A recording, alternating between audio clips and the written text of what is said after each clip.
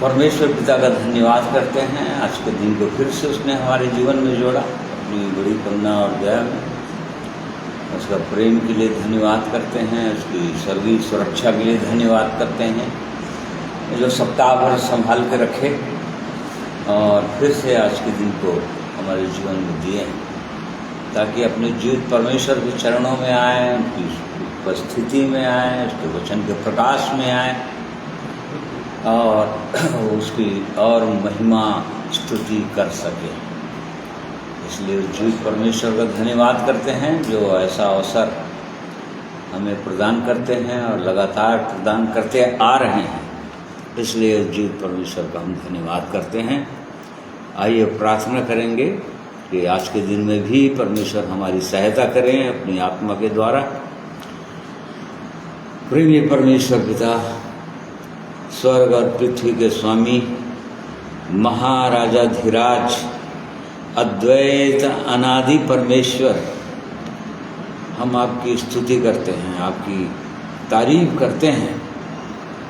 आपके चरणों में अपने उद्धारकर्ता प्रभु यीशु के पवित्र नाम में होकर दीन होते हैं, यह जानते हुए कि आप स्वर्ग में निवास करने वाले परमेश्वर, आप सर्वशक्तिमान, सर्वज्ञानी, सर्वव्यापी परमेश्वर हैं और आपकी दृष्टि में प्रभु जी हम कुछ भी नहीं, परंतु आपकी कृपा के लिए हम धन्यवाद करते हैं कि आपने हमें अंधकार में से बुलाया, अपनी अद्भुत ज्योति में शैतान के हाथों से छुड़ाया और अपने समीप आने दिया, आप जीवित सच्चे परमेश्वर के समीप, ताकि हम आपको जानें, आपको समझें अपने व्यक्तिगत जीवन में और आपकी इच्छा को समझकर आपकी इच्छा के अनुसार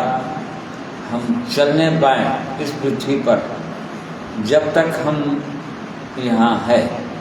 इसलिए प्रेमी परमेश्वर, हम अपने आप को, जीवन को आपके हाथों में सौंप देते हैं।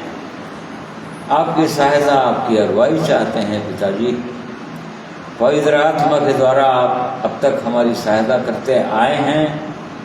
आज भी प्रभु जी आपकी उपस्थिति हो यहाँ पर, प्रभु यीशु के लहू का बाड़ा हो चारों ओर, ताकि प्रभु हम आपकी आत्मा की शांति में, आनंद में आज के दिन बैठ सकें, आपकी महिमा कर सकें गीतों के द्वारा, आपके पवित्र वचन के द्वारा।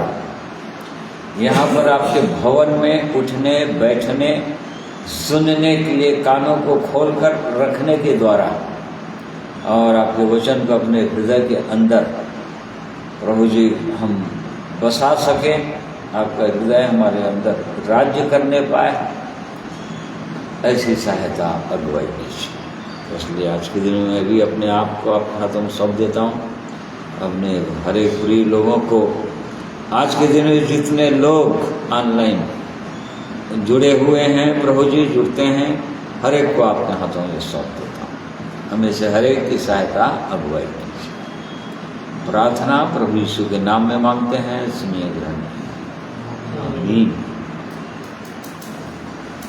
परमेश्वर का हम धन्यवाद करते हैं उसके पवित्र प्रेम के लिए, उसकी करुणा, उसकी दया के लिए जो अब तक उसने हमारे जीवन में किए हैं और अब तक हमें संभाले हुए हैं, विशेषकर विश्वास में बने रहने में सहायता की है। इसके लिए हम धन्यवाद करते हैं। इसलिए आज के दिन में हरे प्रिय भाइयों और बहनों, आप सबों को मैं जय मसीह कहता हूँ। परमेश्वर हर एक की सहायता अगुवाई करे। आइए वचन से पहले कुछ प्रभु की महिमा के लिए उसके गीतों को हम सुनेंगे, गाएंगे।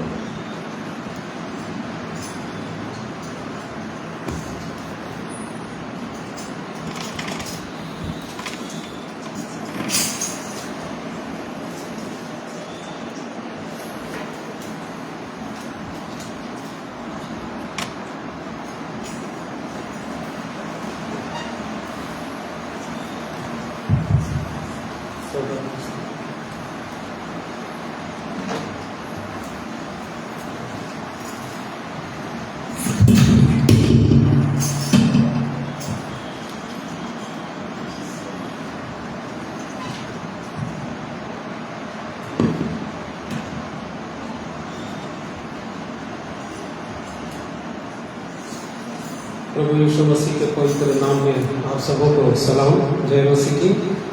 आइए प्रभु की महिमा में हम सब मिल करके कुछ गीतों को गाएंगे। 102 नंबर का गीत है, सदा मैं स्तुति करूंगा, सदा मैं सेवा करूंगा, मुझे बचाया यीशु ने, सदा मैं स्तुति करूंगा।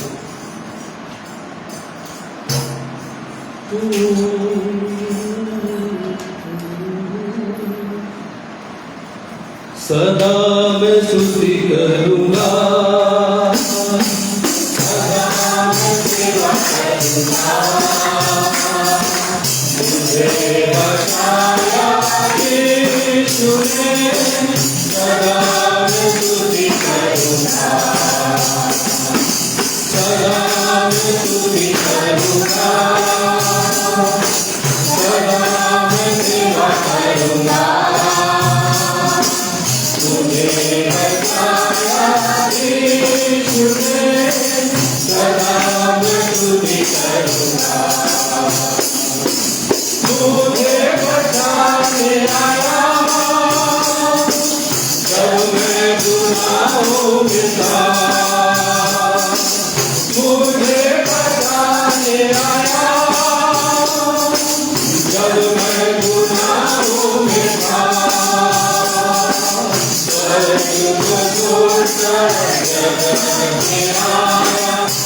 मुझे बचाने को, स्वर्ग को छोड़कर जगत में आया, मुझे बचाने को, सदा मैं स्तुति करूंगा, सदा मैं सेवा करूंगा, मुझे बचाया यीशु ने, सदा मैं स्तुति करूंगा। जब मैं निराशा में था, तूने मुझे आशा दी,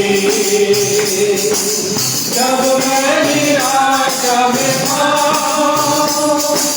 तूने मुझे आशा दी,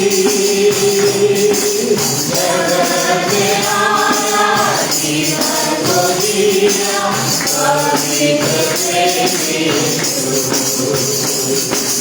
जगत में आया जीवन को दिया, पवित्र प्रेमी,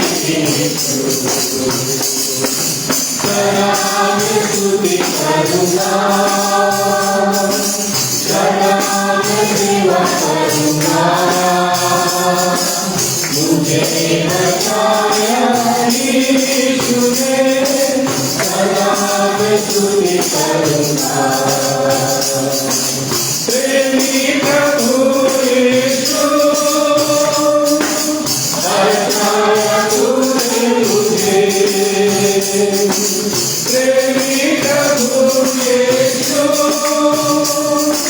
बचाया तूने मुझे, देखता हूँ मैं सारा जीवन संपूर्ण आनंद से, देखता हूँ मैं सारा जीवन संपूर्ण आनंद से, सदा मैं स्तुति करूंगा, सदा मैं सेवा करूंगा, मुझे बचाया यीशु ने, सदा मैं स्तुति करूंगा। आदि परमेश्वर, सदा जीवन है तू, आदि परमेश्वर, सदा जीवन है तू, स्तुति प्रशंसा करता रहूंगा तेरे अनेक समय, स्तुति प्रशंसा करता रहूंगा तेरे अनेक समय,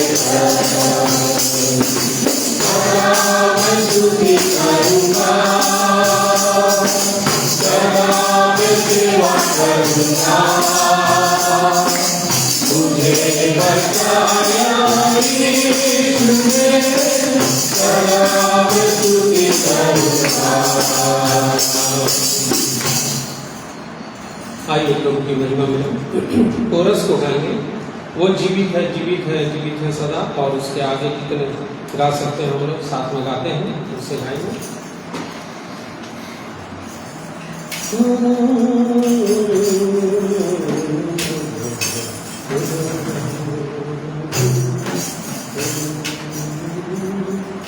वो जीवित है जीवित है जीवित है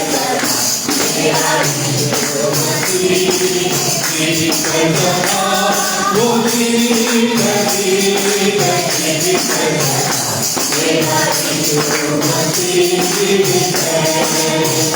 हालेलुया हालेलुया मेरा यीशु मसीह जीवित है सदा। हालेलुया हालेलुया मेरा यीशु मसीह जीवित है।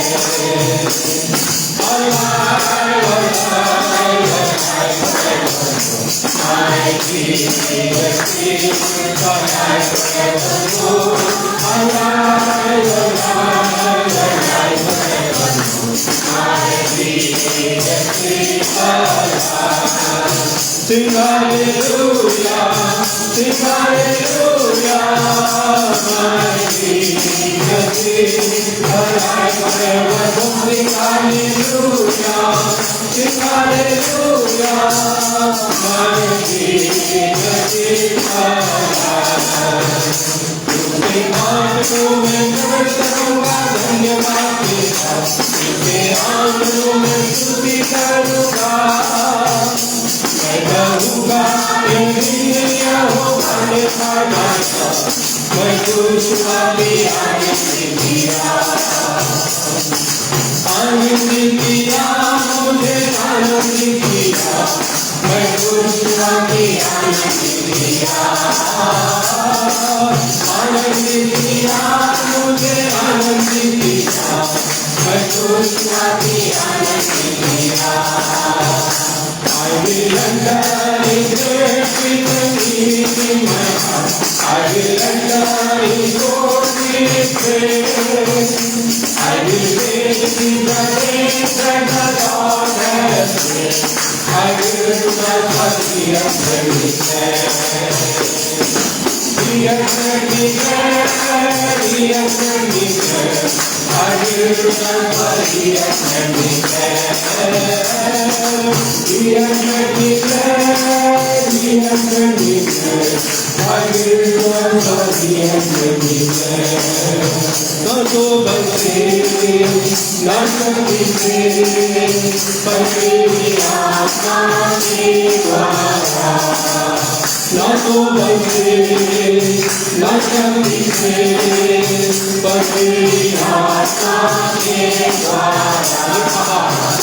ये पहाड़ कट जाएगा, ये पहाड़ कट जाएगा, ये पहाड़ कट जाएगा, तेरी आत्मा के द्वारा। न तो बचे न शक्ति से पर तेरी आत्मा के द्वारा, न तो बचे न शक्ति से पर तेरी आत्मा के द्वारा। ये दीवार कैसा होगा, ये दीवार कैसा होगा, ये दीवार कैसा होगा, तेरी आत्मा के द्वारा।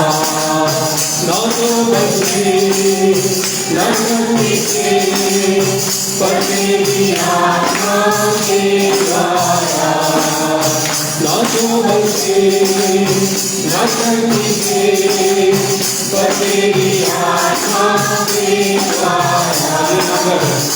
ये नगर बच जाएगा, ये नगर बजाएगा ये नगर, बजाएगा मेरी आत्मा के द्वारा। न तो बचे न शक्ति से, पर मेरी आत्मा के द्वारा। न तो बचे न शक्ति से, पर मेरी आत्मा के द्वारा। ये शैतान बजाएगा, ये शैतान बजाएगा, ये शैतान बजाएगा मेरी आत्मा के द्वारा। यीशु नाम की जय जय हो, यीशु नाम की जय जय हो, यीशु नाम की जय जय हो, यीशु नाम की जय जय हो। उसके नाम खाने से मैं चंगा हुआ, यीशु नाम की जय जय हो। उसके नाम खाने से मैं चंगा हुआ, यीशु नाम की जय जय हो। यीशु नाम की जय जय हो, यीशु नाम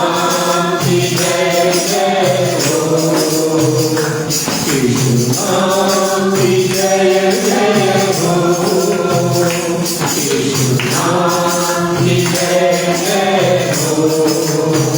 उसके प्रभु गाने से मेरा उद्धार हुआ, यीशु नाम की जय जय हो। उसके प्रभु गाने से मेरा उद्धार हुआ, यीशु नाम की जय जय हो। यीशु नाम की जय जय हो, यीशु नाम की जय जय हो, यीशु नाम की जय जय हो, यीशु नाम की जय जय हो।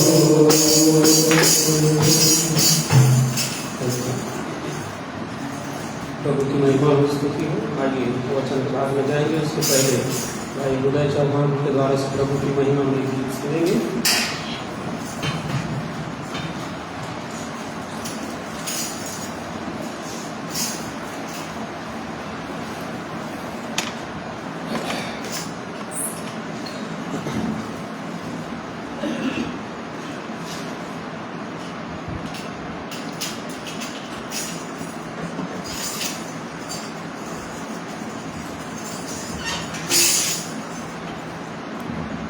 सबको जय मसीह की। मैं भी परमेश्वर पिता की महिमा के गीत गाऊंगा। उसके बाद हम सब वचन के भाग में जाएंगे।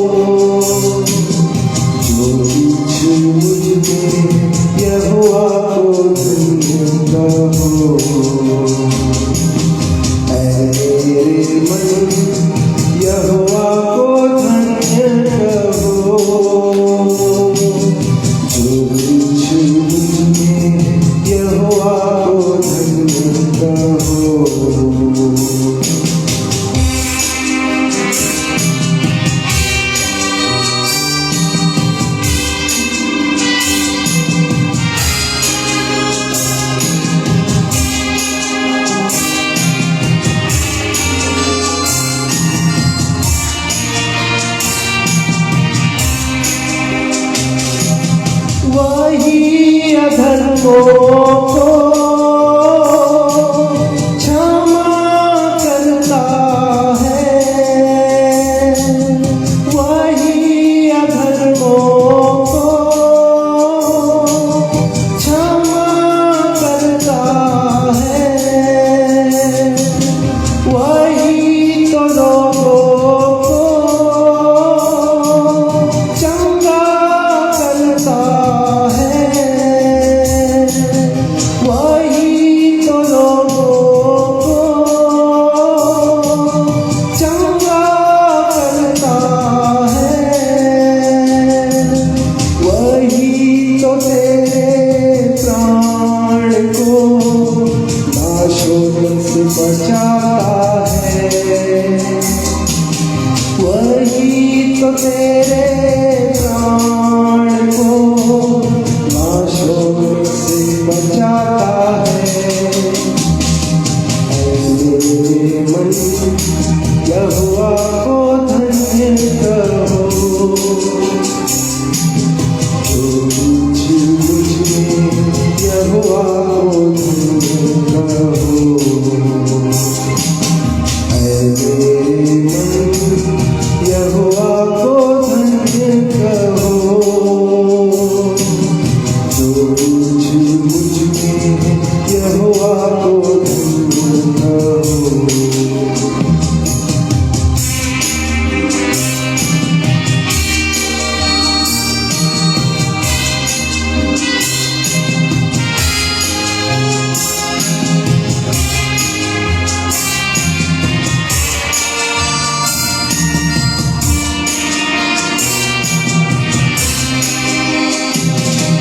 यहोवा दयालु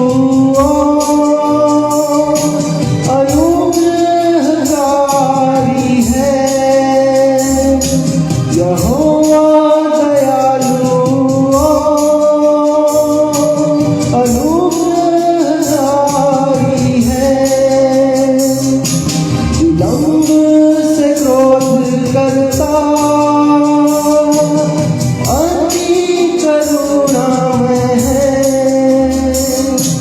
विलंब से क्रोध करता और अति करुणा में है, उसने गुनाहों का बदला कभी वैसा नहीं दिया, उसने गुनाहों का बदला कभी वैसा नहीं दिया। ऐ मेरे मन यहोवा को धन्य कहो, जो कुछ मुझ में यहोवा को धन्य कहो। ऐ मेरे मन यहोवा को धन्य कहो, जो कुछ मुझ में यहोवा को धन्य कहो।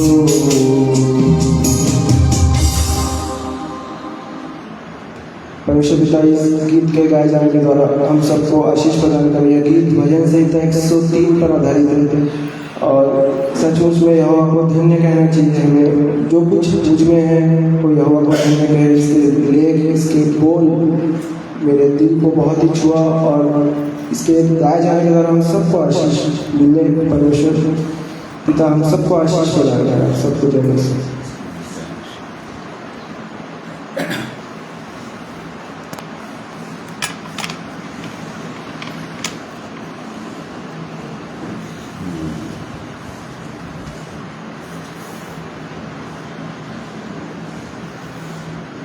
परमेश्वर का हम धन्यवाद करते हैं उसके महान प्रेम के लिए, उसके उपकारों के लिए। कभी भूलना नहीं है जो उपकार उसने हमारे जीवन में किए हैं, वो अद्भुत है, अनगिनत है। यदि हम गिनने लगें तो गिनती से बाहर, नहीं गिन सकते। इसलिए परमेश्वर के जन के यही हृदय का पुकार था कि अपने लिए वो गा रहा था गीत, या अपने प्राण से बोल रहा था कि है मेरा मन यहोवा को धन्य का और उसके किसी उपकार को नहीं भूलूंगा, क्योंकि वही तो सब कुछ करने वाला है। उसने हमारे पापों को क्षमा किया, हमारे अधर्म को चंगा करता है, हमारे रोगों को चंगा करता है, वही हमको सत्यानाश के गड्ढे से निकालता है। पापों के दलदल में फंसे हुए थे, वहाँ से खींच कर निकाला। शैतान के गुलामी में फंसे हुए थे, वहाँ से निकाल दिया उसने। और अपने वो जीवित परमेश्वर, जो सच्चा परमेश्वर है, अपने समीप आने का अधिकार दिया, उसके संग रहने का अधिकार दिया, उसके संतान होने का अधिकार दिया, और वही आगे भी ले जाएगा। वो कैसा परमेश्वर है, देखो सब कुछ वही करूँगा बोल रहा है। बस एक विश्वासी को ये करना है कि उसके साथ, उसका साथ देना है। करूँगा मैं बोल रहा है। इस्राएली लोग अपने बलबूते पर नहीं निकले गुलामी से, वो परमेश्वर ने कहा मानो उनको अपने गोद में उठाकर ले आया कनान देश, वो परमेश्वर ले आया। नहीं तो मूसा, हारून, यहोशू, इनके पास क्या सामर्थ्य थी, उनके पास क्या बल था कि वो लोग ले आते। वो स्वयं परमेश्वर एक मनुष्य को वहाँ तक पहुँचाऊंगा बोल रहा है। वो अद्भुत परमेश्वर है और वहाँ तक पहुँचाऊंगा ही बोल रहा है। जो सुंदर हमारे जीवन में काम करता है, अद्भुत काम करता है, वो वहाँ तक पहुँचाऊंगा बोलता है। और इसलिए उस जीवित परमेश्वर की ओर ही हमको ध्यान देना है, अपने उद्धारकर्ता प्रभु यीशु को ओर ध्यान देना है। और इन्हीं बातों को आज हम थोड़ी देर परमेश्वर के वचन के पवित्र उपस्थिति में, वचन के प्रकाश में हम मनन करेंगे। एक पद को हम पढ़ेंगे और उसके बाद उसी में जाएंगे। फिलिपियों एक अध्याय, फिलिपियों की पत्री पौलुस प्रेरित की, उसका पहला अध्याय और उसका 6वां पद भाई पढ़ रहे हैं। फिलिपियों पहला अध्याय उसका 6वां पद। परमेश्वर के वचन में इस प्रकार लिखा है, मुझे इस बात का भरोसा है कि जिसने तुम में अच्छा काम आरंभ किया है वही उसे यीशु मसीह के दिन तक पूरा करेगा। हाँ, वही यीशु मसीह के दिन तक उसको पूरा भी कर देगा जिसने तुम में अच्छा काम किया है। उसी के साथ साथ भजन 84, Psalm 84, 5, 6, 7 इसको भी पढ़ देंगे। क्या ही 4, 5, 6 इन्हें 5 से पढ़ लो। क्या ही धन्य है वह मनुष्य जो तुझसे शक्ति पाता है, और वे जिनको सियोन की सड़क की सुधि रहती है, वे रोने की तराई में जाते हुए उसको उसकी सोतों का स्थान बनाते हैं। फिर बरसात की अगली वृष्टि उसमें आशीष ही आशीष उपजाती है। वे बल पर बल पाते जाते हैं। उनमें से हर एक जन सियोन में परमेश्वर को अपना मुंह दिखाएगा। हाँ, और एक वचन और एक जगह से हम देखेंगे, फिर इन वचनों के आधार पर हम मनन करेंगे। इब्रानी की पत्री उसका 12 अध्याय उसका 1 और 2 पद। इस कारण जबकि गवाहों का ऐसा बड़ा बादल हमको घेरे हुए हैं, तो आओ हर एक रोकने वाली वस्तु और उलझाने वाले पाप को दूर करके वह दौड़ जिसमें हमें दौड़ना है धीरज से दौड़े, और विश्वास के कर्ता और सिद्ध करने वाले यीशु की ओर ताकते रहें, जिसने उस आनंद के लिए जो उसके आगे धरा था लज्जा की कुछ चिंता ना करके क्रूस का दुख सहा और परमेश्वर के सिंहासन की दाहिनी ओर जा बैठा। हाँ, तो परमेश्वर का हम धन्यवाद करते हैं उसके इन जीवित वचनों के लिए, जिसके द्वारा वो अपने लोगों को और उत्साहित करना चाहते हैं और बताना चाहते हैं कि वो हर समय वो साथ में रहेंगे और देते जाएंगे, सामर्थ्य देते जाएंगे। परंतु एक विश्वासी को क्या करना है, इन बातों को हमको मनन करना है। हमने यहाँ देखा कि पौलुस से जो बोल रहा है, फिलिपियों के कलीसिया को उत्साही कर रहा है या उनका हियाव बंधा रहा है। ये बंधा रहा है कि मुझे इस बात का भरोसा है कि जिसने तुम में अच्छा काम आरंभ किया है वही उसे यीशु मसीह के दिन तक पूरा करेगा। देख, मतलब ये बताना चाह रहा है कि बीच में तुम निराश नहीं हो जाना, दुखी नहीं हो जाना, विपरीत परिस्थितियों को देखकर हियाव ना खो देना। क्यों? क्योंकि जिसने तुम में अच्छा काम आरंभ किया है, अर्थात वो परमेश्वर ही है जो मनुष्य के जीवन में बहुत ही सुंदर काम आरंभ करता है। कोई व्यक्ति उस जीवित परमेश्वर के पास, प्रभु यीशु के पास नहीं आ सकता। प्रभु यीशु ने बार बार इन बातों को बताया अपने चेलों को, जब तक पिता किसी को मेरे पास आने ना दे या मुझे ना दे तब तक कोई आ नहीं सकता। देखो, ये सब परमेश्वर का काम है, स्वयं परमेश्वर इस काम को करता है। वो देखता है, लोगों के हृदय को जानता है और वो परमेश्वर देखते रहता है कि कौन लोग हैं जो उस जीवित परमेश्वर के भूखे और प्यासे हैं, चाहे किसी भी जाति के हों, किसी भी धर्म के हों, जहां भी रहते हों। वो ये नहीं देखता परमेश्वर, वो ये देखता है कि किनके अंदर परमेश्वर के लिए कहीं न कहीं खोज है या कहीं न कहीं उसके लिए भूख है, प्यास है।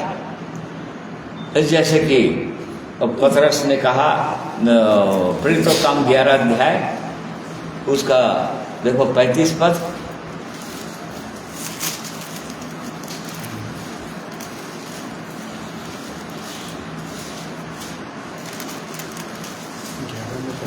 हाँ पढ़ो 10 का 35 है क्या? वरन हर जाति में जो उससे डरता और धर्म के काम ऊपर हाँ 10 से पढ़। तब पतरस ने कहा, अब मुझे निश्चय हुआ कि परमेश्वर किसी का पक्ष नहीं करता, वरन हर जाति में जो उससे डरता और धर्म के काम करता है वह उसे भाता है। जो वचन उसने बस देखो, वो जब देखा पतरस जो है ये अन्य जाति लोग थे जिनके बीच में पतरस जाना नहीं चाह रहा था, परमेश्वर से तर्क कर रहा था, हे परमेश्वर मैं तो कभी भी अशुद्ध लोगों के साथ कभी खाया पिया नहीं हूँ, अशुद्ध चीज़ों को कभी छुआ नहीं हूँ मैं, जिसको परमेश्वर खाने के लिए बोल रहा था, उनके बीच में जाने के लिए बोल रहा था। और तब परमेश्वर ने उसकी सहायता की, उसको दर्शन दिया, पतरस को दर्शन दिया कि मैं जिसको शुद्ध ठहराता हूँ तो उसको अशुद्ध मत कहना। क्योंकि अब अन्य जातियों के लिए परमेश्वर ने सुसमाचार को ठहराया था और पहली बार अपने जनों को भेज रहा था अन्य जातियों के बीच में, कर्नेलियुस के जीवन। और जब कर्नेलियुस के जीवन में देखा परमेश्वर को उपाय, परमेश्वर की योजना को देखा कि कैसे परमेश्वर, चूँकि कर्नेलियुस परमेश्वर का भय मानता था, परमेश्वर से प्रार्थना करता था, परमेश्वर के लोगों अर्थात यहूदियों को दान दिया करता था, उपवास के साथ प्रार्थना करता था, सोच लो, और वो भी अपने घराने समेत परमेश्वर का भय मानता था। ये सब पढ़ लीजिएगा, फिर तो काम 10-11 अध्याय में लिखा हुआ है, बहुत आशीषित सब वचन है, कैसे एक अन्य जाति और तब परमेश्वर कैसे उसके लिए उपाय किया। और जब पतरस देखा कि उनके पास उनके जीवन में भी वो परमेश्वर अद्भुत काम कर दिया, जो अन्य जाति उनका परिवार के लोग उनके लिए बोझ था, और तब ये बात कहा, अब मुझको निश्चय हो गया कि वो परमेश्वर किसी का पक्षपात करता नहीं, चाहे किसी भी जाति के लोग हों, चाहे किसी धर्म के लोग हों, चाहे किसी भी देश में रहने वाले लोग हों, चाहे दुनिया के किसी कोने में रहते हों, वो परमेश्वर देख रहा है कि हृदय किनका है, जो परमेश्वर को ढूंढ रहे हों, जो परमेश्वर का भय मानते हों, जो परमेश्वर की सामर्थ्य की ओर देख रहे हों। परमेश्वर उनके लिए उपाय करता है, यहाँ पर उपाय कर दिया, इसलिए वो परमेश्वर ही काम करता है। अच्छा काम आरंभ किसी व्यक्ति की योग्यता के आधार पर बिल्कुल नहीं होता। हमने यदि इस जीवन को पाया है तो हमारी योग्यता नहीं है, या हमें कोई अच्छी बातें थी इसलिए परमेश्वर हम पर कृपा किया, ऐसा भी कुछ नहीं है। परंतु परमेश्वर की इच्छा और योजना के अनुसार, जो उसके भविष्य ज्ञान के अनुसार हम ठहराए हुए थे परमेश्वर की योजना में, ओ भविष्य आदि से पहले, और तभी वो परमेश्वर ये उपाय किया। ऐसा वो परमेश्वर है। अब वो बुलाया है, अब बुलाकर वो मझधार में या आधे बीच में छोड़ने वाला नहीं, छोड़ेगा नहीं बोल रहा है, परंतु जिस उद्देश्य से बुलाया है उस काम को पूरा भी करेगा, वहां तक पहुंचाएगा। यहाँ पर लिखा हुआ है, जिस काम को परमेश्वर ने अच्छा काम तुम्हारे जीवन में आरंभ किया है, ये फिलिपियों की विश्वासी लोग,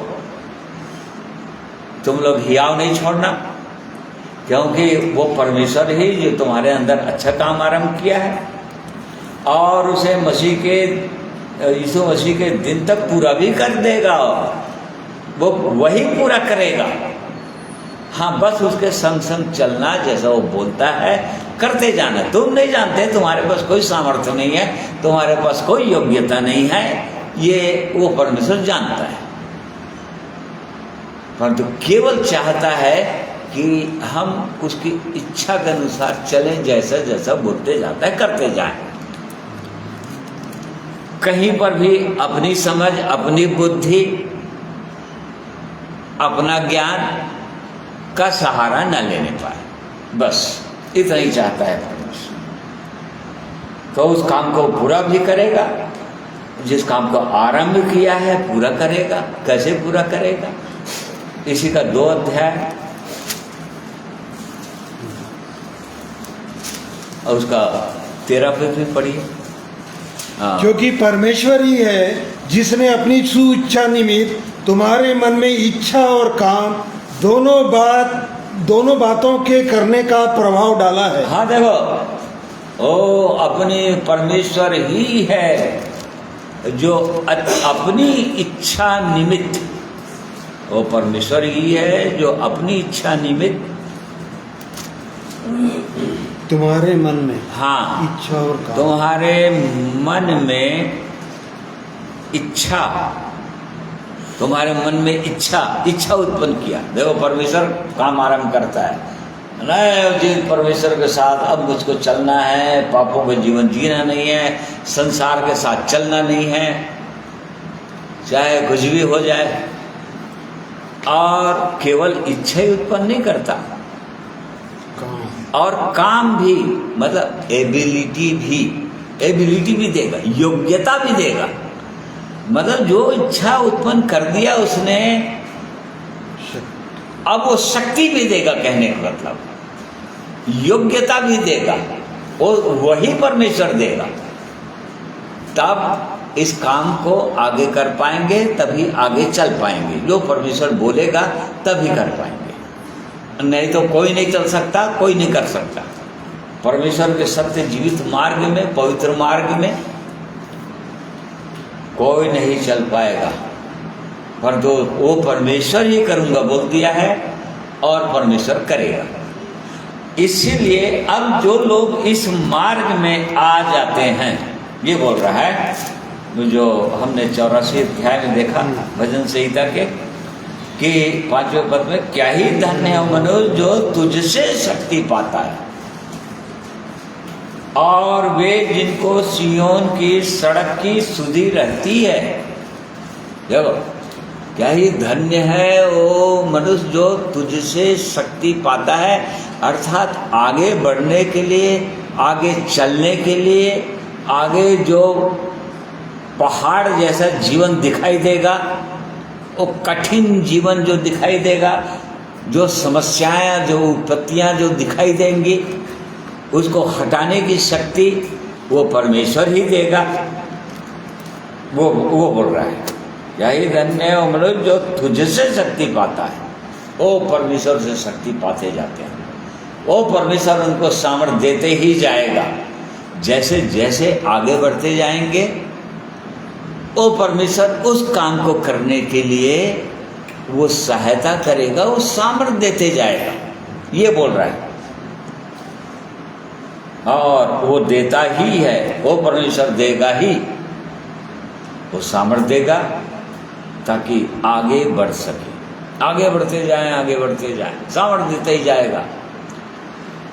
और इसलिए ताकि, और वे जिनको सियोन की सड़क की सुधि रहती है, जब सियोन की सड़क की सुधि रहती है, जिनको इंग्लिश में लिखा है whose heart is set on pilgrimage, जिनका हृदय जो टारगेट है या जिसके लिए हम फोकस करके चल रहे हैं, या गोल है जो हमारा, या वो परमेश्वर, धार्मिक स्थल को बोलते हैं, तीर्थ यात्रियों को पिलग्रिमेज बोलते हैं। जो हम जो वो तीर्थ यात्री हैं, वो जो हम उस परमेश्वर के पास जाना चाहते हैं, वो जो सच्चा परमेश्वर है, जो सत्य मार्ग है, जो सत्य जीवन है, जो अनंत काल है, जो अनंत है हमेशा हमेशा, ठीक है नहीं, अनंत जीवन है, वो हमारा टारगेट है, वो हमारा फोकस है। हम उसके यात्री हैं, उसको बोल रहा है, जिनका हृदय उस यात्रा के लिए और उस गोल के लिए या उस लक्ष्य के लिए एकदम, जिनका हृदय सेट है, मतलब एकदम स्थिर है, जाना वही है, एकदम गोल निर्धारित है इनके लिए। जैसे कि परमेश्वर ने अपने लोगों को उदाहरण दिया, जिनको जिनको उसने कहा जहाँ जहाँ जाने के लिए, जैसे कि परमेश्वर ने नूह से आरंभ किया, नूह को बोला ये तुझको जहाज बनाना है अपने अपने घराने के बचाव के लिए। बस उसको जहाज बनाने में जो लग गया, उसका ध्यान और कहीं नहीं रहा, वो जहाज बनाते रहा। इब्रानी 12 में लिखा हुआ है, 11 अध्याय में लिखा हुआ है कि वो उस काम में हपड़ साथ। विश्वासी से नूह ने उन बातों के विषय में जो उस समय दिखाई ना पड़ती थी चेतावनी पाकर भक्ति के साथ अपने घराने के बचाव के लिए जहाज बनाया, और उसके द्वारा उसने संसार को दोषी ठहराया और उस धर्म का वारिस हुआ जो विश्वास से होता है। हाँ देखो, वो वहाँ का वारिस हो गया, वो धर्म का वारिस हो गया, मतलब टारगेट तक पहुँच गया, जहाँ तक पहुँचना था, जहाँ तक परमेश्वर उसको पहुँचाना चाहता था, जो काम उसको सौंपा था, जो लक्ष्य उसके साथ उसके पास दिया था परमेश्वर, तो उसको एक जहाज बनाना है अपने अपने घराने के बचाव के लिए। और क्योंकि सारी सृष्टि को नाश करने वाला हूँ मैं, सारे जीव जंतुओं को नाश करने वाला हूँ, और इसलिए अब उसका ध्यान जो चेतावनी पाकर भक्ति के साथ, मतलब उसी में उसका हार्ट सेट था, उसका हृदय एकदम सेट था, स्थिर था। और इधर जब जो दिखाई नहीं दे रहा था, वो दिखाई नहीं दे रहा। 120 वर्ष लगे थे, 120 वर्ष तक न तो दाएं मुड़ा न तो बाएं मुड़ा। जिस काम के लिए परमेश्वर ने उसको बोल दिया था, उसको पूरा करते करते करते अपने घराने समेत, और ऐसा करके वो धन का वारिस हो गए। मतलब जहाँ तक पहुँचाना चाह रहा था परमेश्वर उसको, वो पहुँचा दिया। उसको वो काम को उसने पूरा कर दिया। उसमें परमेश्वर ने उनकी सहायता की, उनकी अगुवाई की। ऐसे नहीं बन गए जहाज, एकदम एग्जैक्ट नाप बता के, परमेश्वर बता के, इसकी लंबाई इतनी होगी, उस जहाज की चौड़ाई इतनी होगी, इतना स्टोरी का होगा, वो एक ही खिड़की रहेगा, अंदर से कोई सिटकिनी नहीं रहेगा, कितना बड़ा रहेगा, कौन से लकड़ी का होगा, वो लकड़ी किससे जोड़ा जाएगा, एकदम एग्जैक्ट जो परमेश्वर जो बताता गया, वो दाएं और बाएं नहीं मुड़ा वो, क्योंकि टारगेट उसका सेट था, एकदम फोकस उसको जहाज बनाने का था। बिल्कुल ऐसे ही वो परमेश्वर अब भी अपने लोगों को वैसे बोलता है। इब्राहिम को कहा उसने, परमेश्वर ने एक जो प्रतिज्ञा कर दिया कि तुझको एक ऐसे मनोहर सुंदर देश में ले जाऊंगा जहां दूध और मधु की धारा बहती है, एक मनोहर देश। और इसलिए जिस देश में तू रहता है उससे निकल जा। और उसके बाद कितने वर्ष लगे उसको, कितने वर्ष लग गए वहां तक पहुंचने में। बस एक टारगेट उसका सेट था कि मेरे को उस देश में पहुंचना है, और वो परमेश्वर की इच्छा और योजना के अनुसार वो देश का वारिस हो गया। वो वहाँ तक पहुँचा दिया परमेश्वर, जितना दूर तक इब्राहिम को पहुँचाना था वहाँ तक पहुँचा दिया। और इब्राहिम के कारण ही आज आशीषित है, और किसी कारण आप आशीषित नहीं। जितने लोग प्रार्थना करते हैं ना, अभी भी यहूदी लोग, वो प्रार्थना वो अपने वो यहोवा परमेश्वर से इब्राहिम का परमेश्वर, इसहाक का परमेश्वर और याकूब का परमेश्वर बोल के प्रार्थना करते हैं। वो लोग उसी को स्मरण करते हैं, क्योंकि वो परमेश्वर की ही आशीष उनके साथ है। वो टारगेट उसका फिक्स था, और इस कारण से वहाँ तक वो पहुँचा दिया। परमेश्वर ने जो प्रतिज्ञा कर दिया था वहाँ तक पहुँचा दिया, पहुँच गया। आज वो देश है, वो इस्राएल देश उसने सेट कर दिया। फिर मूसा को कहा परमेश्वर ने, इस्राएलियों को तुझको निकाल कर कनान देश तक ले जाना है, और जो बंधुआई में है, गुलामी में है, तुझको पहुंचाना है। और बस उसी काम में वो जुट गया। वो दाएं बाएं नहीं मुड़ा। और परमेश्वर, जबकि वो जीवित परमेश्वर को जानता नहीं था, परंतु उसकी अगुवाई किया, क्योंकि उसके अंदर जो भूख और प्यास थी, उसके अंदर जो इच्छा थी, उसको जानता था परमेश्वर। मूसा के अंदर जो इच्छा थी, वो अपने भाइयों को सताया जाना वो देख नहीं पा रहा था। उस गुलामी में जो थे उसके भाई लोग, यहूदी लोग, उसको नहीं देख पा रहा था। इस्राएली लोग जो थे, उनको कैसे करके इनको वो गुलामी से छुड़ाऊं, कैसे लोग तंग हैं, वो चाह रहा था। वो अंदर में था, उसके अंदर, जिसको परमेश्वर देख रहा था। परमेश्वर जानता था उसके भूख और प्यास को, परंतु एक दिन में नहीं बन गया। वो उसको निर्धारित जो सेट था उसका, वहाँ तक उसको पहुँचाना था परमेश्वर को। उसके लिए कैसे कैसे उसके लिए योजना बनाया, कैसे उसकी अगुवाई किया, किनको किनको उसके लिए वो परमेश्वर ने ठहराया कि आगे वो लोग बढ़ें। कैसे आगे बढ़ेगा वो, उनके लिए ठहराया, दूतों को ठहराया और उसका ससुर को ठहराया। परमेश्वर उसको, उसके ससुर जो था यित्रो, उसने उसको सलाह दिया तुझको कैसे करना है, और उस दर्शन के अनुसार वो मूसा चला और तब फिर उसका बर्डन कम हुआ।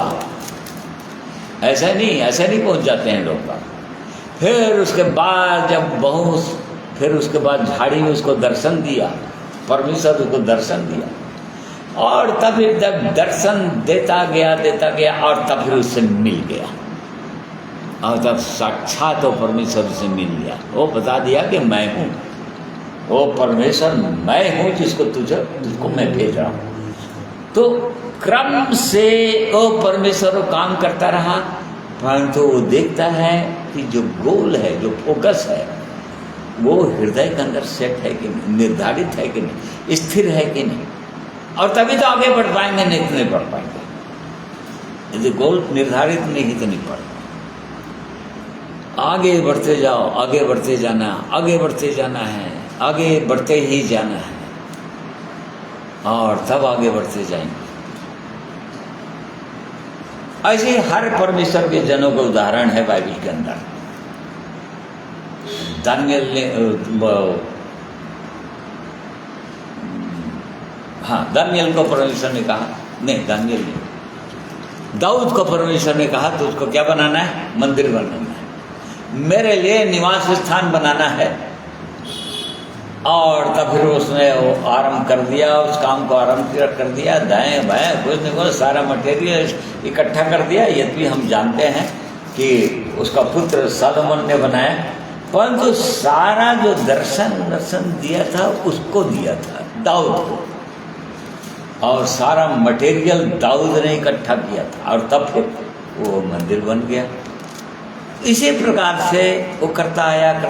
नए नियम के अंदर हम देखते हैं वो एक निर्धारित, परमेश्वर ने एक यूहन्ना को भेजा, यूहन्ना बपतिस्मा देने वाले को भेजा, उसको मार्ग सुधारक के रूप में भेजा। क्या किया उसने, मार्ग सुधारक के रूप में मार्ग सुधार कर दिया। उसका काम बुत नहीं था, बस मार्ग सुधार दिया, ये बता दिया कि मेरे बाद जो आने वाला है वो आ गया। परमेश्वर के लोगों से, इस्राएलियों से उसका परिचय करा दिया, यही है। वो जो आने वाला था वो आ गया, यही है, बस वो होता है, उसका काम सब हो गया। अब वो आगे बढ़ेगा। बिल्कुल ऐसे पौलुस को बुलाया, एक विशेष काम के लिए बुलाया, उस काम को पूरा कर दिया, वो टारगेट पूरा कर दिया, ठीक है नहीं।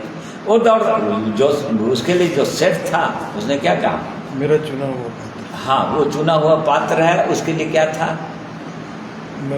गोल, उन क्या निशाने की ओर मैं दौड़ता चला। देखो, निशाने की ओर दौड़ता चला जा रहा है, उन निशाना कहीं और है, इसी कारण से वो दायां और बायां नहीं मुड़ा। देखो, निशाना जो है हर समय वो जीवित परमेश्वर होना चाहिए, हमारा प्रभु यीशु होना चाहिए। बहुत लोगों का निशाना जो है, बहुत से लोग होते हैं, कई मनुष्य लोग होते हैं जिन पर भरोसा उन्हीं पर रहता है। हाँ, ये करेगा मेरा काम, ये लोग करेंगे मेरा काम, ये नहीं रहेंगे तो मेरा काम नहीं होगा। ऐसा बिल्कुल नहीं है। टारगेट जो है हमारा परमेश्वर है, याद रखना, निशाना वो है। उसको यदि निर्धारित करके, यदि उसको सेट करके यदि चलेंगे तो सब काम पूरा होता चला जाएगा ऑटोमेटिकली, परमेश्वर की सुइच्छा के लिए। तो इस बात को हम देखते हैं कि परमेश्वर के लोगों के पास गोल निर्धारित था, फोकस था। उनको करना क्या है किस काम के लिए परमेश्वर ने बुलाया है। ऐसे ही हम लोग देख रहे हैं कि हमको किस काम के लिए बुलाया है परमेश्वर, कहाँ जाना है हमको, हमारा उद्देश्य क्या है, स्वर्ग जाना है, उस जीवित परमेश्वर के पास जाना है, ठीक है नहीं। तो जब जाना है उसको, तो इब्रानी 12 अध्याय के अंदर हमने देखा 1 और 2 पद में वो 3 चीजों को सेट करना पड़ेगा हमको, ठीक है। क्या चीज है, रोकने वाली,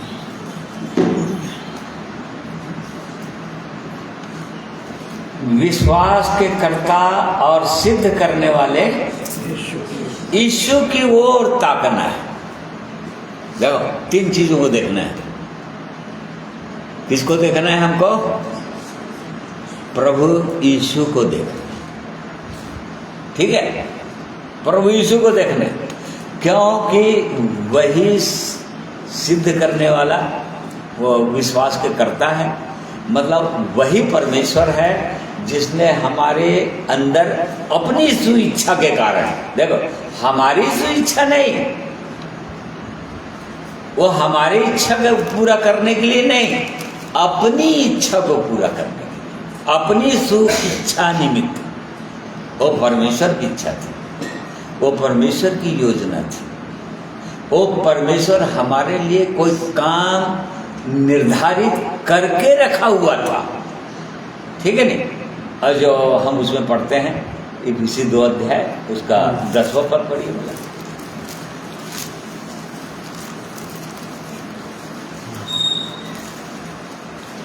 क्योंकि हम उसके बनाए हुए हैं और मसीह यीशु में उन भले कामों के लिए सृजे गए जिन्हें परमेश्वर ने पहले से हमारे करने के लिए तैयार किया। देख लो, उस काम के लिए सृजे गए हैं जिनको परमेश्वर ने पहले से हर एक विश्वासी के लिए अलग अलग काम सेट करके रखा है, काम रखा हुआ है, निर्धारित करके रखा हुआ है, ताकि आगे चलकर उस काम को हम करें, ये बोल रहे हैं, इसलिए बुलाया है।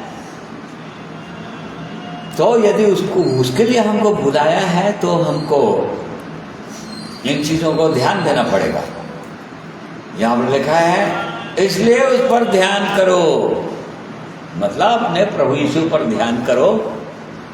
पहला ध्यान तो हमको उसी पर करना है, क्योंकि वही विश्वास को करता है, उसने हमारे हृदय के अंदर विश्वास उत्पन्न किया अपनी इच्छा को पूरी करवाने के लिए, अपने कामों को जो पहले से हमारे लिए करने के लिए निर्धारित करके रखा था, अपनी इच्छा के अनुसार उसको करने के लिए हमको बुलाया है।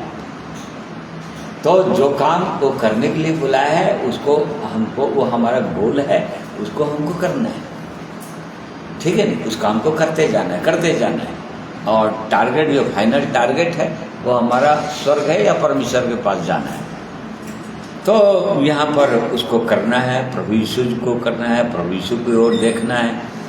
तो जब प्रभु यीशु की ओर देखना है तो वो कैसे करते चला गया, वो स्वयं मार्ग है, उस मार्ग में कैसे चला गया, क्या किया उसने, उसको देखना पड़ेगा,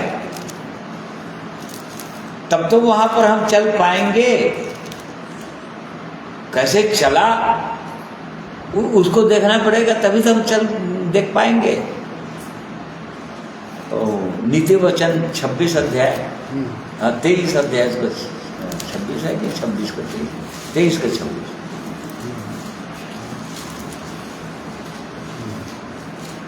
हे मेरे पुत्र, अपना मन मेरी ओर लगा और तेरी दृष्टि मेरे चाल चलन पर लगी रहे। देखो यहाँ पर परमेश्वर बोल रहा था, हे मेरे पुत्र अपना मन मेरी ओर लगा। देखो, और किसी को और नहीं लगाना मन। जब मन कहीं कहीं इधर उधर लग जाता है ना, तभी गड़बड़ होता है विश्वासियों के जीवन। परमेश्वर बोल रहे हैं कि यहाँ पर है मेरे पुत्र, अपना मन मेरी ओर लगा और तेरी दृष्टि मेरे चाल चलन पर लगी रहे। तेरी दृष्टि मेरे चाल चलन की ओर लगी रहे। हाँ, उसके चाल चलन की ओर लगी रहना चाहिए। हमारा मन उसकी ओर, अपने परमेश्वर की ओर और उसके चाल चलन की ओर। तो उसके चाल चलन को कैसे जानेंगे? परमेश्वर ये पुराने नियम में बोल रहा है, पुराने नियम का। हाँ, उसका चाल चलन कौन चलकर दिखाया? वो स्वयं जब मनुष्य बन गया, मनुष्य बनकर शरीर धारण करके आ गया, तब वो चलकर दिखाया। वो स्वयं परमेश्वर।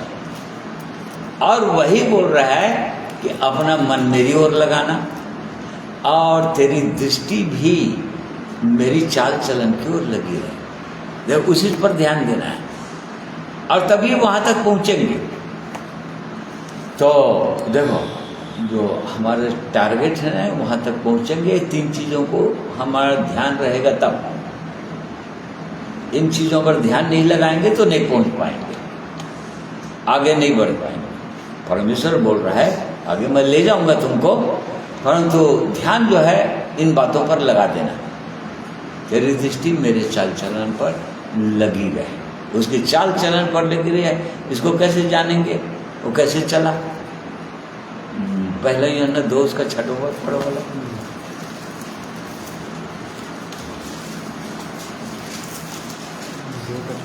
हाँ, छठवां पर।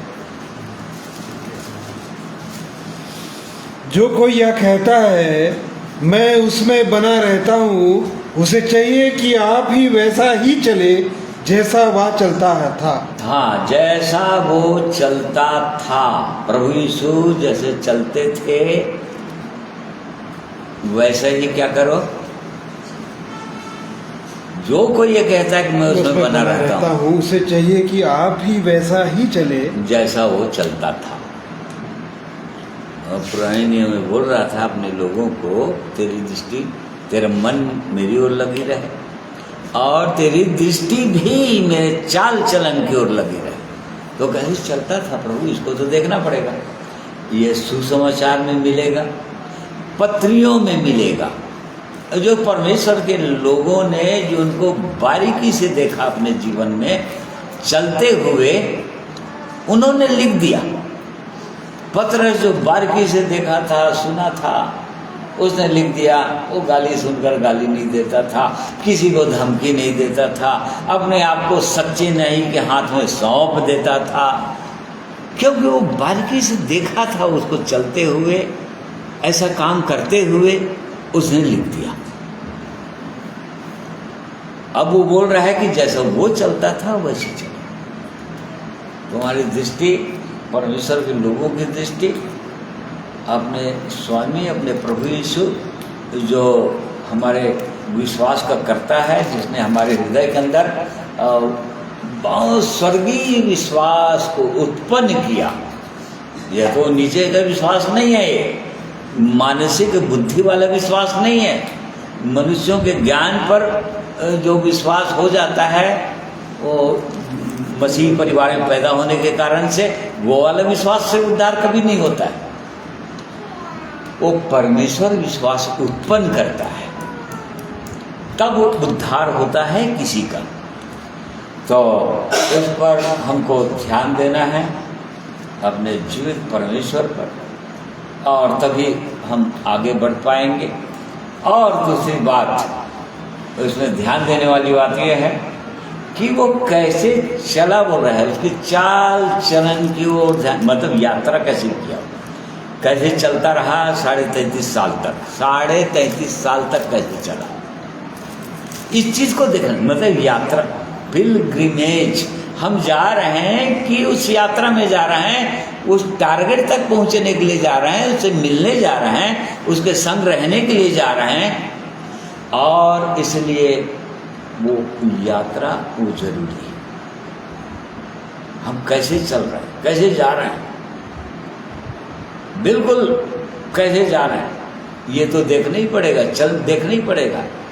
क्योंकि जो लोग जा रहे हैं, भजन संहिता 84 में हमने देखा, जिनको सियोन की सड़क की सुधि रहती है, अर्थात जिस यात्रा में लोग चल रहे हैं, जिस टारगेट को, जिस गोल को, जो उद्देश्य, जो लक्ष्य है, उसको प्राप्त करना चाह रहे हैं, उनका हृदय उसी में सेट है, मन लगा हुआ है, उसी के यात्री हैं वो लोग। और इसी कारण से हमने देखा कि क्या पाते जाएंगे वो लोग, वे रोने की तराई में जाते हुए उसकी सोतों का स्थान बना। नहीं, वो सामर्थ पर सामर्थ। हाँ। क्या ही धन्य है वह मनुष्य जो तुझ में शक्ति पाता है, और वे जिनको सियोन की सड़क की सुधि रहती है, वो तुझसे शक्ति पाते हैं। देखो, अपने पास शक्ति नहीं है।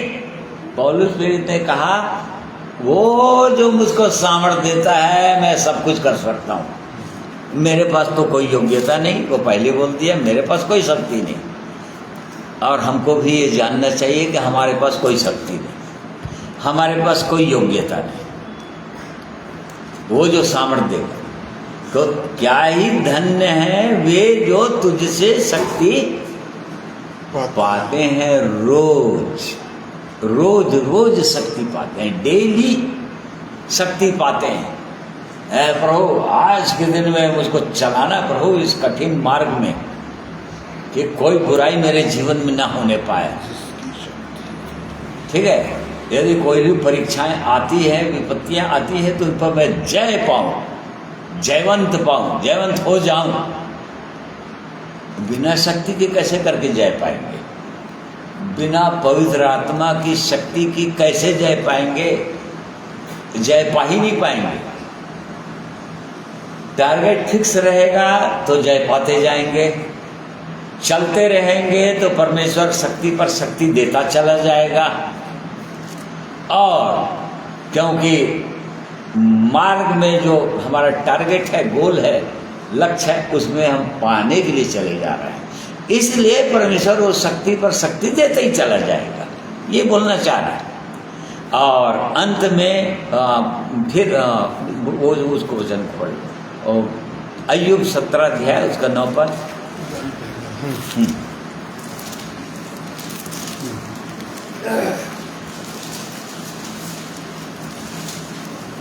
तो भी धर्मी लोग अपना मार्ग पकड़े रहेंगे और शुद्ध काम करने वाले सामर्थ पर सामर्थ पाते जाएंगे। हाँ, देखो, अपना मार्ग पकड़े रहेंगे, धर्मी लोग वही कहलाएंगे। बहुत से लोग वो परमेश्वर दुष्ट कहने लग जाता है आगे चलकर, परमेश्वर की दृष्टि में धर्मी नहीं ठहरते हैं, फिर आगे चलकर दुष्ट हो जाते हैं। दुष्ट पहले धर्मी समझकर तोड़ा दिया था, फिर बाद में बोलता है आलसी दुष्ट दास, ऐसा बोलने लग जाता है। दास ही बोलता है, परंतु आलसी और दुष्ट दास।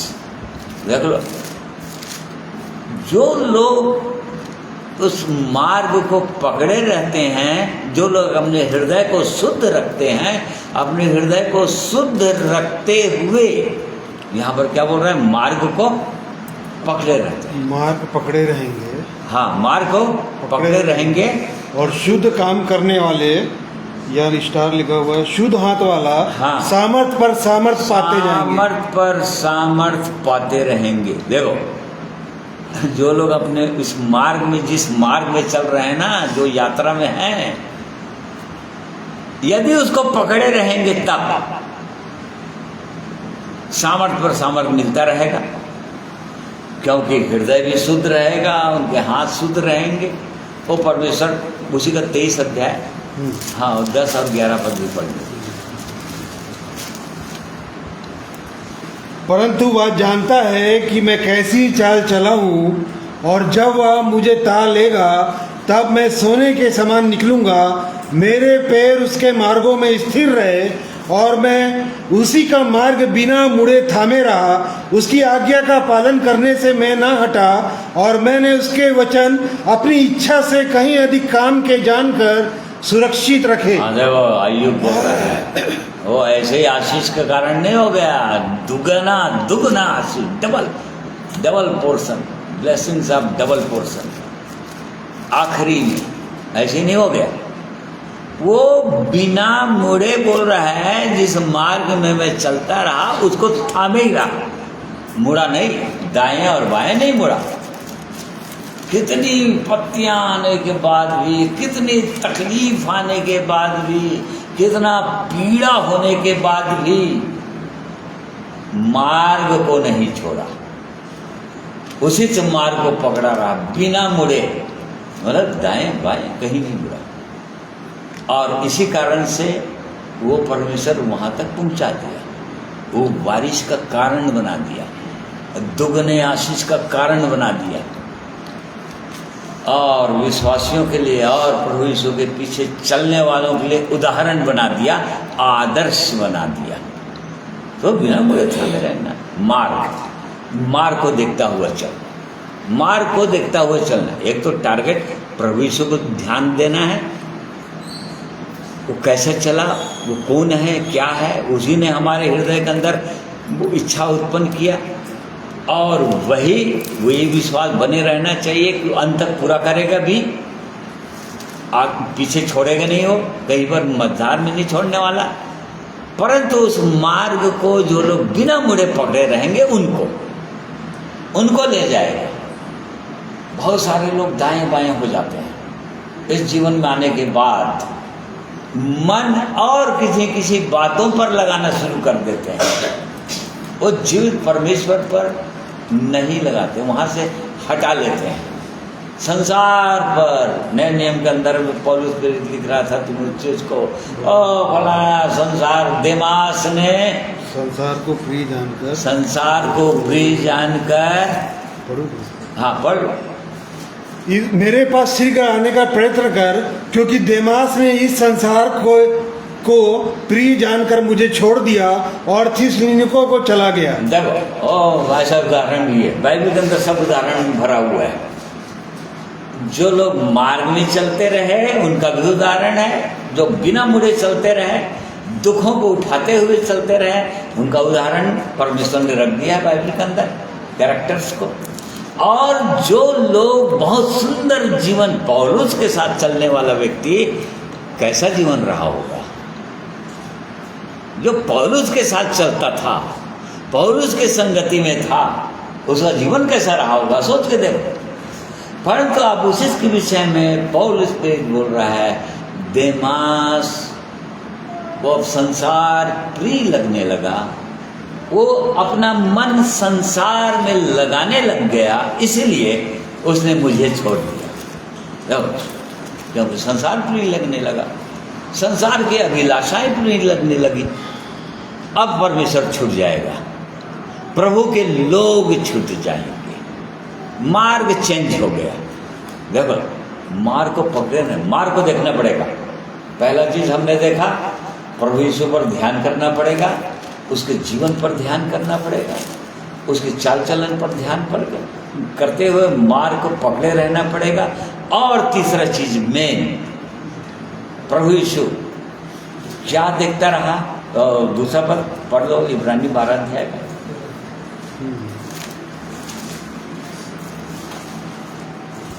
और विश्वास के कर्ता और सिद्ध करने वाले यीशु की ओर ताकते रहें, जिसने उस आनंद के लिए जो उसके आगे धरा था, लज्जा की कुछ चिंता न करके क्रूस का दुख सहा और परमेश्वर के सिंहासन की दाहिनी ओर जा बैठा। हाँ, काहे के लिए, इनाम के लिए, उस इनाम के लिए, रिवार्ड, उस रिवार्ड के लिए। हमारा प्रभु यीशु एकदम आदर्श है, उदाहरण है, ठीक है नहीं। उस इनाम के लिए जिसके आगे रखा हुआ था, इनाम तो तभी मिलेगा, इनाम आगे है, ऊपर है, इनाम अभी से नहीं मिल जाएगा, अभी से काम पूरा नहीं हो जाएगा, इनाम तो आगे है। बहुत से लोग अभी से इनाम चाहते हैं, ओ प्रतिफल अभी मिल जाना चाहिए, सब कुछ इस संसार में मिल जाना चाहिए। परमेश्वर के पास आए हैं और परमेश्वर में कुछ करता नहीं है, वो देखता नहीं है, कैसे दुष्ट लोग आगे बढ़ते जाते हैं और कैसे फूलते फल रहे हैं, और हिया इधर टूटता चला जा रहा है, निराश होते जा रहे हैं, दुखी होते जा रहे हैं। देखो ऐसा वाला जीवन, इनाम ऊपर रखा हुआ है, ठीक है ना, उस इनाम को पाना है, रिवार्ड ऊपर है। और परमेश्वर ने पूरा प्रतिज्ञा कर दिया है बाइबल के अंदर, नए नियम के अंदर भी वो इनाम मिलेगा, वहां तक पहुंचा के रखूंगा। परंतु उसके आगे क्या है? लज्जा की चीज। देखो 3 चीजों में हमारा फोकस रहना चाहिए। एक तो प्रभु यीशु स्वयं, जिस मार्ग में प्रभु यीशु चला और जिस मार्ग में हम चल रहे हैं, वो मार्ग जो है अवश्य कठिन है, परंतु उसके लिए भी परमेश्वर सामर्थ पर सामर्थ देता ही चला जाऊंगा बोल रहा है। हाथ पकड़कर ले जाऊंगा बोल रहा है, खुद ही हाथ पकड़कर ले जाऊंगा बोल रहा है, ठीक है। तेरी अगुवाई करूंगा बोलता है। जिस मार्ग में तुझे चलना होगा उसमें तेरी तुझे बुद्धि दूंगा, तुझे समझ दूंगा। और क्या चाहिए?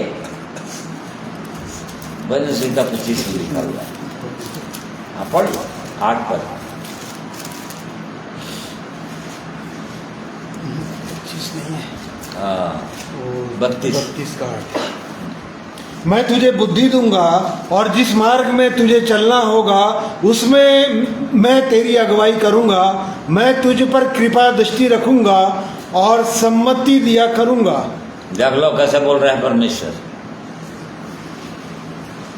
ओ परमेश्वर बोल रहे हैं, वो खुद ही बोल रहे हैं, जिस मार्ग में तुझको चलना है वो तो मैं अगुवाई करूंगा ना तुम्हारी, मैं अगुवाई करूंगा, मैं तुझे बुद्धि दूंगा, मैं तुझ पर कृपा दृष्टि रखूंगा। देखो परमेश्वर की कृपा दृष्टि मतलब हर समय कृपा दृष्टि रहेगा।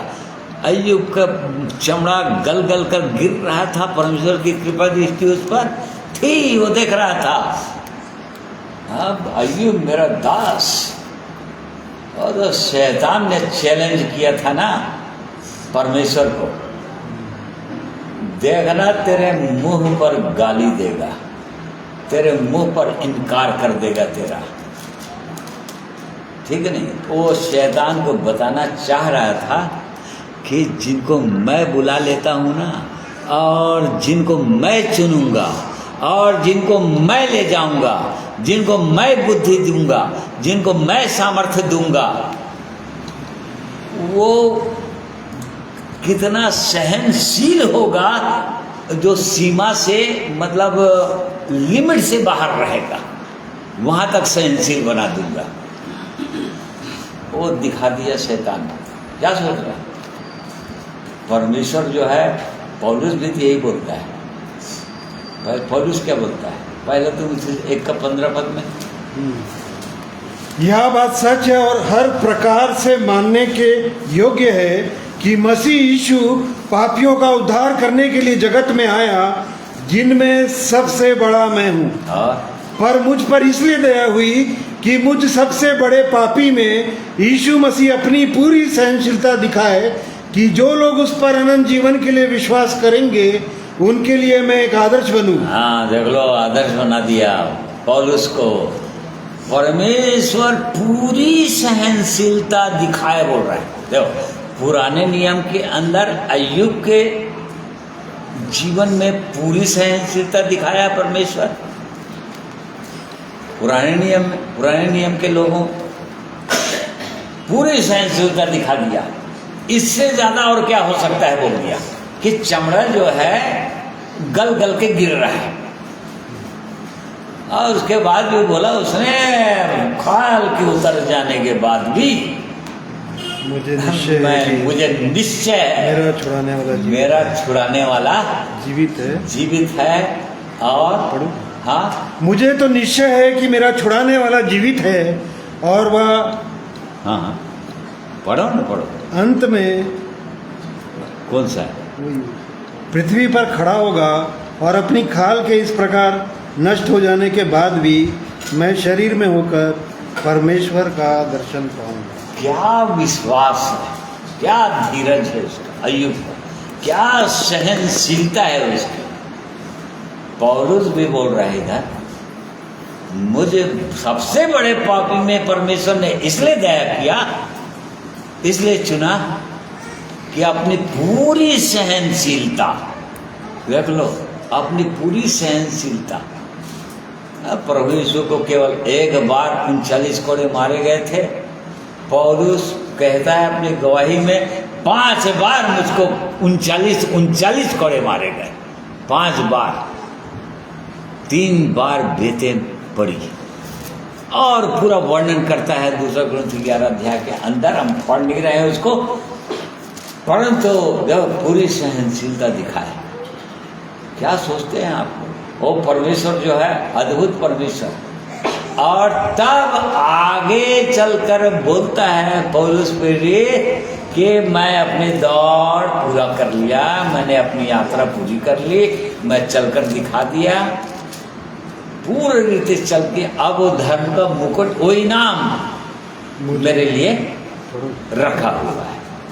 पढ़िए, भविष्य में मेरे लिए धर्म का वह मुकुट रखा हुआ है, जिसे प्रभु जो धर्मी और न्यायी है मुझे उस दिन देगा, और मुझे ही नहीं वरन उन सबको भी जो उसके प्रकट होने को प्रिय जानते हैं। देख लो, वो इनाम देगा ही बोल रहा है, मुझको तो देगा ही देगा, 100% कन्फर्मेशन है, मेरे लिए तो रखा ही है बोल रहा है वो। परंतु उनके लिए भी रखा है, उनको भी देगा जो लोग इसी प्रकार से चलते हैं और उसके प्रकट होने की बात को प्रिय जानते हैं। तो ये टारगेट है, इनाम है। परंतु उसके पहले उसके विषय में लिखा है लज्जा की उसने कोई चिंता नहीं किया, मतलब उसके बाद उसके लिए दुख उठाना था। वहां तक उस इनाम को पाने के लिए, अपने लक्ष्य को पूरा करने के लिए कई प्रकार की रुकावटें हैं, रुकावटें आएंगी बोल दिया, उसी को पहले बोल दिया।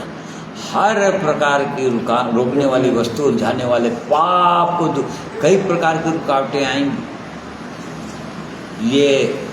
ये यात्रा जो है, जैसे जीवन में कोई व्यक्ति आता है वो वहीं से युद्ध शुरू हो जाता है। युद्ध क्षेत्र है, ये बैटल फील्ड है, युद्ध क्षेत्र है। अब उसमें तो मतलब कोई आसानी से पहुंच जाएगा, बिल्कुल ऐसा नहीं है। इस बात को कभी भी विश्वासी लोग, कोई भाई बहन लोग इस बात को नहीं सोचना कि आसानी से पहुंच जाएंगे, क्योंकि पतरस कहता है जब धर्मी जन बड़ी कठिनता से प्रवेश करेगा तो पापियों का क्या ठिकाना, जो लोग प्रभु यीशु को मानते ही नहीं। धर्मी जन ही कठिनता से प्रवेश करेगा। तो देखो, ये युद्ध क्षेत्र है और युद्ध क्षेत्र में है, और बहुत चीज़ें रुकावट डालती हैं हमको इस जीवन में। चलने में रुकावटें हैं, इस मार्ग में चलने में बहुत सारी रुकावटें आती हैं जीवन में, परंतु उन रुकावटों को हटाते हुए चलना है। एक विश्वासी को दूर करते हुए चलना है। रोकने वाली वस्तुएं आएंगी, उलझाने वाले पाप आएंगे, परंतु क्या करना है एक विश्वासी को? दूर। कैसे दूर कर दिया? प्रभु यीशु ने लज्जा की कोई चिंता नहीं, और जान रहा था, उसको ठट्ठा मरवाया गया, उसकी ठट्ठा की गई, ओ लज्जित किया गया, हर प्रकार से, कई प्रकार से उसको लज्जित किया गया, परंतु वो मार्ग से हटा नहीं, इधर से उधर हटा नहीं। फिर किसी को देख कर नहीं चलना है हमको। मनुष्य को देखकर चलेंगे ना, हमने पहले ही देखा, यदि टारगेट हमारा प्रभु यीशु है तब तो आगे बढ़ते जाएंगे, परंतु यदि मनुष्य को टारगेट बना लिया, कैसे टारगेट? अरे परमेश्वर जो है उसको कैसे बढ़ाया, मेरे को क्यों नहीं बढ़ा रहा है? उसको इतनी आशीषें दे दिया, मेरे पास कुछ नहीं है, मेरा जीवन ऐसा क्यों है? उस आत्मिक जीवन में इतना उठ गया, मैं क्यों यहीं पर हूं? किसी को देखकर नहीं चलना, क्योंकि हर एक को परमेश्वर अपने उद्देश्य से अपनी अलग अलग बुलाता है, अलग अलग बुलाता है, एकदम अलग। किसी को एकदम शॉर्ट टर्म के लिए बुलाता है। यूहन्ना को कितने दिन के लिए बुलाया? कुछ ही दिन के लिए। वो आया, मार्ग दिखा दिया, जेल गया और उसका गला गर्दन कलम हो गया, समाप्त, उसकी सेवा समाप्त।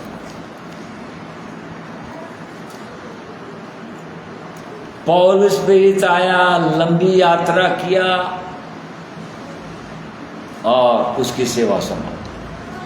पौलुस प्रेरित से हमको अपनी तुलना नहीं करना है, यूहन्ना बपतिस्मा देने वाले से अपनी तुलना नहीं करना है। यूहन्ना का भाई याकूब, वो चुना गया, प्रभु यीशु ने चुना उसको अपना चेला करके, प्रेरित करके, और जवानी में ही हेरोदेस ने उसका गर्दन उड़वा दिया। क्या सोचते? उसका टर्म तो एकदम थोड़ी, मतलब परमेश्वर जो है ऐसा क्यों किया? मतलब वो उतनी सेवा के लिए बुलाया था परमेश्वर। जिसको जितनी सेवा के लिए बुलाया है उतनी ही सेवा करेगा वो। पर तो जो इनाम देना है वो पूरा पूरा इनाम देगा उसको। वो उस उदाहरण से, दृष्टांत से प्रभु यीशु ने समझाया था। वो जो वाला दृष्टांत, दिनार वाला, और जो दिन भर काम करने वाला।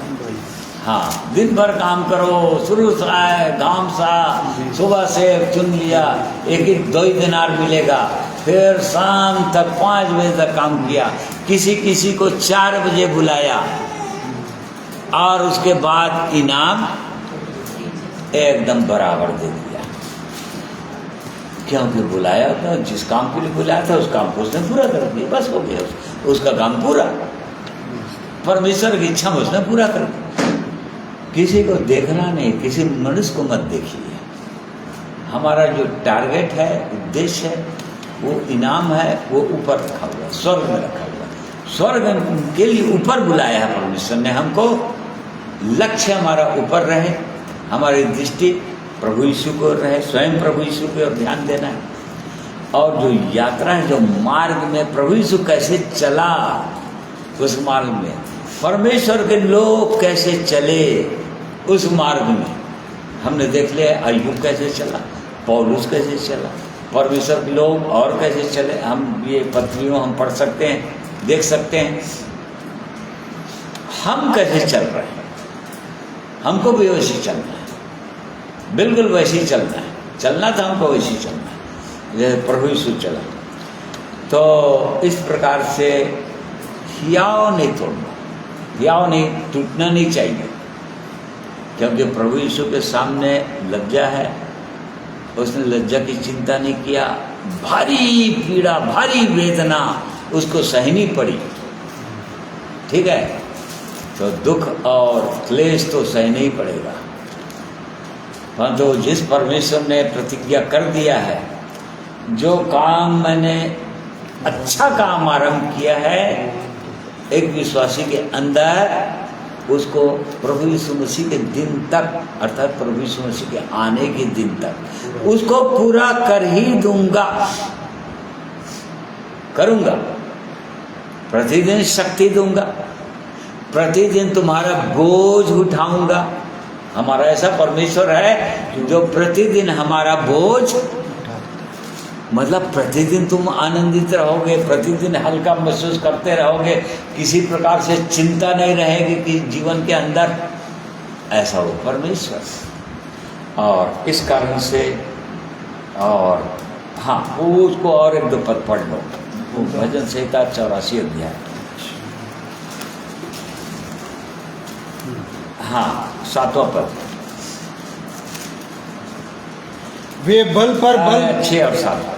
वे रोने की तराई में जाते हुए उसकी सोतों का स्थान बनाते हैं, फिर बरसात की अगली वृष्टि उसमें आशीष ही आशीष उग जाती है। रोने की तराई में जाते हैं, वे रोने की तराई में जाते हैं, ठीक है नहीं, रोने की तराई में जाते हैं, मतलब दुख उठाते हैं, रोने की तराई में जाते हैं। वेली आप बाका लिखा है हिब्रू में, मतलब रोने की तराई में जाते हैं, और उस तराई में जाते जाते उसको क्या बना देते हैं, आशीष का सोता बना देते हैं, उसको सोतों का स्थान बना देते हैं। यदि ऐसे दुख उठाते रहेंगे, जहाँ जिन कारणों से दुख उठाएंगे, जिन कारणों से सताए जाएंगे, आगे चलकर क्या बन जाएगा, वो सोतों का स्थान बन जाएगा। सोच लो। और तब फिर अगली बारिश, फिर बरसात की अगली वृष्टि, उसमें आशीष उपजाना शुरू कर देगी। ये परमेश्वर की इच्छा है, परमेश्वर की योजना है।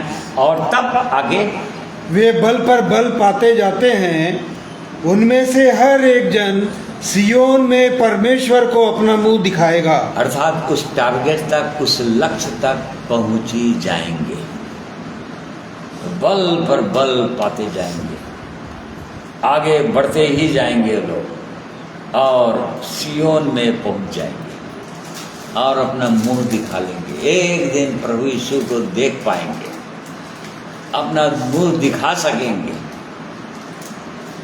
उसका सामना कर सकेंगे, अपने परमेश्वर का सामना कर सकेंगे। तो इसलिए परमेश्वर इन वचनों के द्वारा हमें से हर एक की सहायता, अगुवाई करें। और सचमुच परमेश्वर अद्भुत परमेश्वर हैं, अद्भुत उपाय करने वाले परमेश्वर हैं। और इसलिए प्रभु हम सबों को आशीषित करें आज के दिन में। आइए एक गीत और सुनेंगे।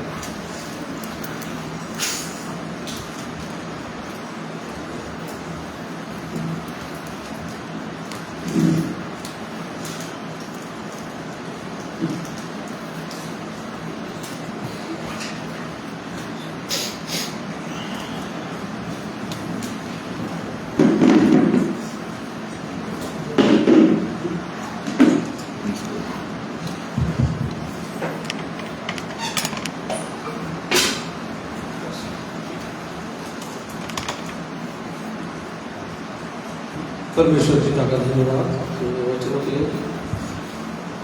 आइए प्रभु की महिमा में अपने जीवन को और भी समर्पित करें, क्योंकि वो हमारा कुम्हार है, हम उसके हाथों की मिट्टी।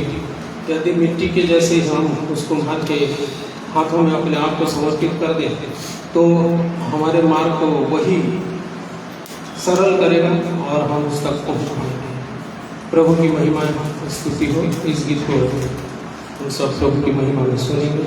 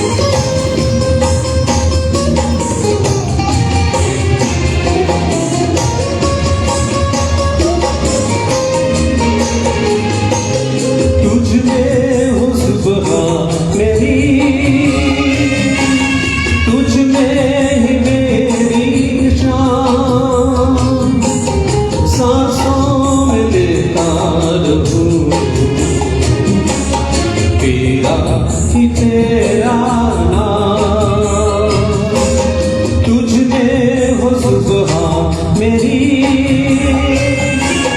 तुझ में ही मेरी शाम, सांसों में ताल हूँ, तेरा ही मेरा नाम। तू ही है राजा सर्वशक्तिमान, प्रेमी यीशु मेरा, तू ही मेरी शान। तू ही है राजा सर्वशक्तिमान, प्रेमी यीशु मेरा, तू ही मेरी शान।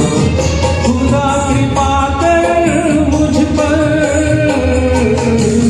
प्रभु तू कर चमत्कार।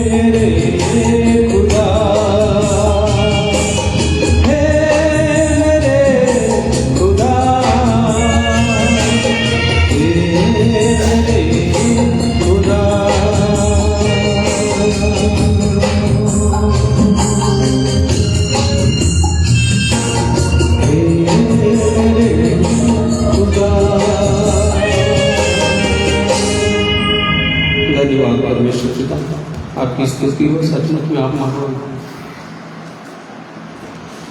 प्रभु। आपके हाथों की मिट्टी में हूँ,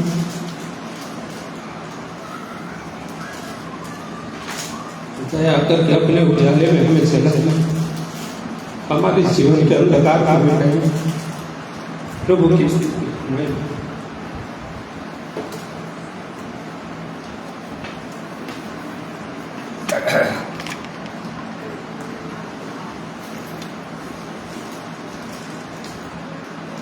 आइए प्रार्थना करें।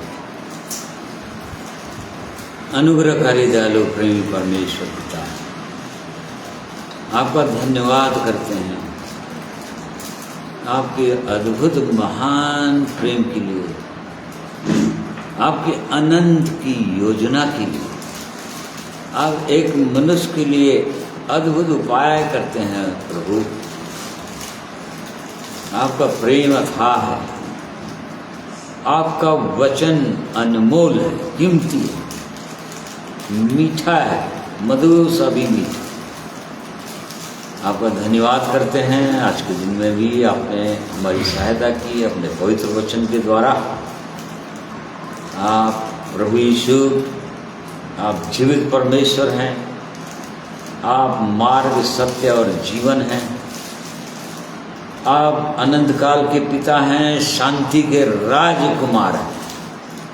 आपकी स्तुति हो, आपकी महिमा करते हैं, धन्यवाद करते हैं प्रभु। आपने हमारे जीवन में अपनी इच्छा के निमित्त बहुत सुंदर काम आरंभ किया, उद्धार का जीवन दिया, अपने राज्य में लिया, स्वर्गीय राज्य में। और इसलिए प्रभु और लगातार अपने पवित्र वचनों के द्वारा हमारी अगुवाई कर रहे हैं, पवित्र आत्मा के द्वारा हमें सामर्थ्य दे रहे हैं। और प्यारे प्रभु जी, इस संगति के द्वारा आप हमें आगे उत्साही करते हैं, आनंदित करते हैं और लगातार आगे बढ़ाते चले जा रहे हैं। इसके लिए हम आपका धन्यवाद करते हैं। और इसलिए प्रभु होने दीजिए आज के वचन के अनुसार हमारा जो लक्ष्य है, जो गोल है, फोकस केवल उस इनाम की ओर हो। और उसके लिए अवश्य प्रभु यीशु की ओर हमको ताकना है, देखना है, उसको देखते हुए, इसके चाल चलन के ओर, मार्ग को देखते हुए आगे बढ़ते जाना है प्रभु, ताकि अंत में हम वो इनाम जो हमारे लिए रखा है उसको हम प्राप्त करने पाएं। और इसलिए धन्यवाद करते हैं। आज के दिन में आपने हमारी सहायता किया, मेरी सहायता की आपके वचन को बोलने में। प्यारे परमेश्वर, वैसे ही जितने प्रिय भाई बहन आज के दिन में सुने हैं, उन्हें आशीषित किया। और भी प्रभु, और आगे हम सब महान परमेश्वर जिस यात्रा में चल रहे हैं वो टारगेट पूरा करने पाए प्रभु, वो लक्ष्य तक पहुंचने पाए। हमें से हर एक की सहायता, अगुवाई कीजिए। उस मार्ग को पकड़े रहे प्रभु, बिना मुड़े, ना तो दाएं मुड़ने पाए ना तो बाएं। और उसके लिए आपने प्रतिज्ञा कर दी है प्रभु, हमें सामर्थ्य देते हैं, हमें बल देते हैं और आगे आप ही हमारी अगुवाई करेंगे। इसलिए इन सब बातों के लिए धन्यवाद करते हैं। धन्यवाद के साथ इस प्रार्थना को प्रभु यीशु के नाम में मांगते हैं, सुनिए, ग्रहण कीजिए, आमीन। प्रिय भाई बहनों, आप सबों का मैं धन्यवाद करता हूँ जिसने आज के दिन में परमेश्वर के वचन को सुनने के लिए मेरे साथ ऑनलाइन हुए हैं।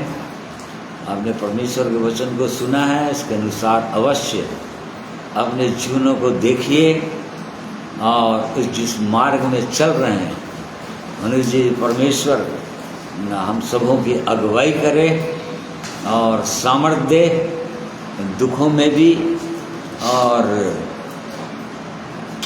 हम उस टारगेट को भूलने ना पाएँ, चाहे कुछ भी हो जाए वहाँ तक हम पहुँचने पाएँ। हमारा लक्ष्य, हमारी दृष्टि केवल अपने प्रभु यीशु की ओर हो, क्रूस की ओर हो, उसके बलिदान की ओर हो और हम आगे बढ़ते जाएं। इसलिए परमेश्वर सहायता करे आप सबों को मैं धन्यवाद करता हूँ परमेश्वर के वचन को सुनने के लिए, समझने के लिए। परमेश्वर हर एक को आशीष करे।